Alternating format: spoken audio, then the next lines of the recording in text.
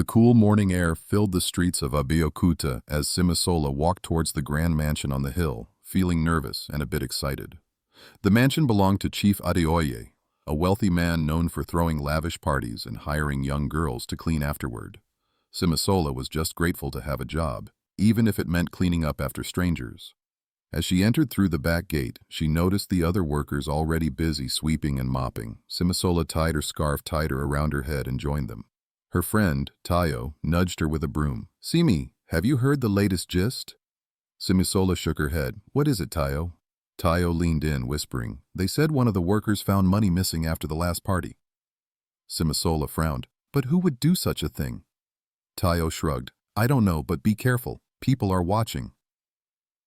As they cleaned the living room, Simisola's mind wandered to the envelope of money hidden under her mattress at home. Gifts from her late mother's hard work, carefully saved for her school fees. While dusting the ornate furniture, Simisola noticed a familiar notebook on a nightstand. Her heart skipped a beat. It was the old journal she lost years ago, filled with her dreams and secrets.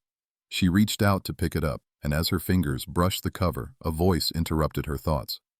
"What are you doing?" Chief Adeoye's second wife, Madame Tinu, stood in the doorway, arms crossed. Simisola stammered, I thought it looked familiar, Ma." Madame Tinu stepped closer, eyes narrowing. "This is my room, and without permission, you should not touch anything." Simisola lowered her head, muttering an apology, but a seed of suspicion gnawed at her mind. Later, in the small, crowded workers' quarters, Simisola shared her discovery with Tayo. "I can't shake the feeling that something is off, Tayo. Why is my journal here?" Tayo's eyes widened. "Simi, what if someone from the mansion took it?" The next day, Simisola was called into the main house unexpectedly. Madame Tinu was there, sitting with a stern expression. Chief Adeoye's eldest son, Bayo, was pacing the floor. "We heard some accusations against you, Simisola," Bayo started, avoiding eye contact. Simisola's heart raced. "Accusations? About what?" Bayo paused, glancing at his mother. Madame Tinu sighed dramatically. "We've seen you near the rooms often. We can't have a thief among us." Simisola felt the room spin. "I'm not a thief, I swear. I've never stolen anything." But her voice trembled with fear, and doubt grew among them. Bayo shrugged dismissively. "We just can't take any chances." Outside, the whispers spread quickly among the staff. Simisola could feel the cold stares and hear the murmurs as she walked past. Her heart ached with shame, and the friendly faces she once knew now turned away. She spent nights restless and lost, wondering how her life had turned upside down. The days stretched on, the work became harder, and thoughts of going back to school faded away. But a fire burned in her heart, pushing her to clear her name. One evening, as the sun dipped below the horizon and colored the sky orange, Simisola sat on the steps of the mansion, clutching her broom. Tayo sat beside her, quiet. "We have to find out who really took the money," Simisola whispered. Tayo nodded, determination in her eyes. Simisola decided she would find the truth. She would prove her innocence no matter what. That night, an idea formed, a plan to uncover what was hidden behind the doors of wealth and secrecy. She just needed to find the right moment. As the next party approached, the house bustled with preparation. Simisola's chance to investigate came when she was left cleaning Madame Tinu's room. Her eyes scanned the room until they landed on a small key behind a decorative vase. Holding the key, Simisola's hands shook. She knew this was the beginning of something dangerous and possibly very wrong, but she had nothing left to lose. As she slipped the key into her pocket, a strong resolve filled her. This key had to unlock more than just a door. It had to unlock the truth.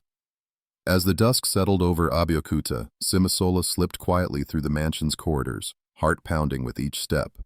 With the small key clutched tightly in her palm, she navigated her way towards Chief Adeoye's private study. This was where she believed the truth lay hidden. Her mother's words echoed in her mind. "Omo mi, always fight for what is right, but never lose yourself in the battle."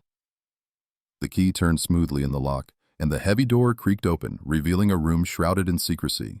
Just as her hand landed on the documents, the sharp sound of footsteps echoed in the hallway. Panic surged through Simisola's veins, but she couldn't turn back now. She had to find proof of her innocence. As the doorknob turned, she slipped behind a thick curtain, her breath held tightly. Madame Tinu and Chief Adeoye entered, deep in conversation. The room emptied as quickly as it filled, leaving Simisola alone once more. Trembling, she emerged from her hiding spot, determined to see for herself.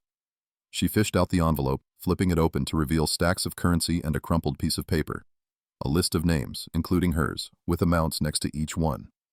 It was a record, a damning one, that implicated someone inside the mansion. With the evidence in hand, Simisola knew she had to act quickly. She returned to the workers' quarters where she found Tayo waiting anxiously. "Tayo," she whispered urgently. "I found proof. It's all a setup. They're hiding something bigger." The next morning, Pastor Rotimi sat in his church office nodding quietly as Simisola and Tayo recounted their tale. As they laid the evidence before him, he frowned deeply, his heart burdened by the weight of injustice. Their resolve shaken but not broken, Simisola and Tayo prepared to confront Madame Tinu directly. As they approached her quarters, Simisola's heart thudded with both fear and hope.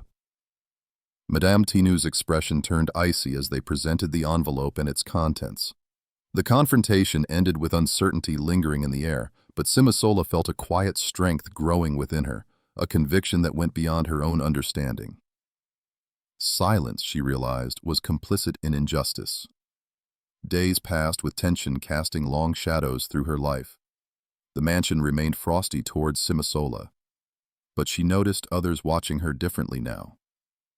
The whispers had changed. Uncertainty brewed concern over the once certain false accusations. Elder Femi listened earnestly as Simisola, Tayo, and Pastor Rotimi presented their findings. His face, weathered by years and wisdom, remained impassive, yet his eyes burned with intensity. Within a week, rumblings of inquiry reached the mansion. Chief Adeoye's indignation at the audacity of the challenge shifted towards a grudging acceptance of wider scrutiny. An unexpected peace settled over Simisola as Elder Femi's guidance slowly untangled the injustice stitched into the mansion's fabric. Stability returned as the truth dismantled deceit. Chief Adeoye, faced with irrefutable evidence and growing public pressure, begrudgingly cleared Simisola's name. Months later, Simisola stood at the church's threshold once more, clutching her journal newly returned. The pages that held her youthful dreams now bore testimony to her growth, her trials etched in ink and prayer.